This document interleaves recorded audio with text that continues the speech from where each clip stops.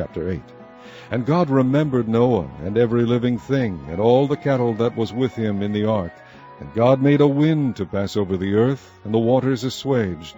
The fountains also of the deep and the windows of heaven were stopped, and the rain from heaven was restrained.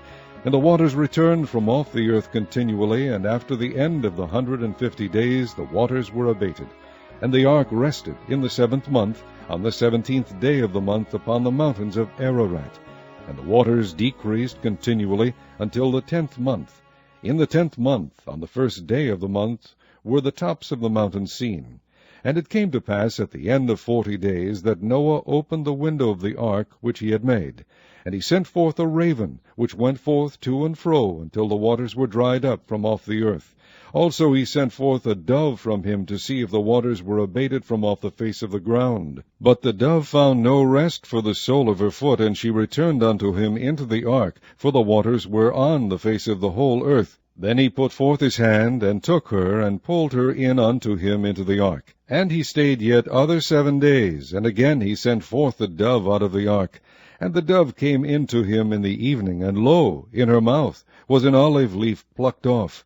So Noah knew that the waters were abated from off the earth. And he stayed yet other 7 days, and sent forth the dove, which returned not again unto him any more. And it came to pass in the 601st year, in the 1st month, the 1st day of the month, the waters were dried up from off the earth.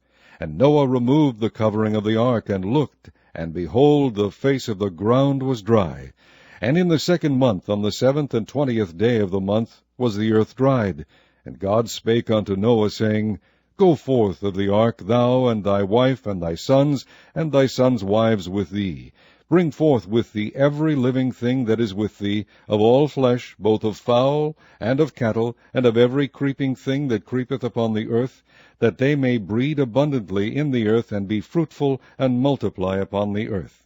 And Noah went forth, and his sons, and his wife, and his sons' wives with him, every beast, every creeping thing, and every fowl, and whatsoever creepeth upon the earth, after their kinds, went forth out of the ark. And Noah builded an altar unto the Lord, and took of every clean beast, and of every clean fowl, and offered burnt offerings on the altar. And the Lord smelled a sweet savour. And the Lord said in his heart, I will not again curse the ground any more for man's sake. For the imagination of man's heart is evil from his youth, neither will I again smite any more everything living as I have done. While the earth remaineth, seed time and harvest, and cold and heat, and summer and winter, and day and night shall not cease.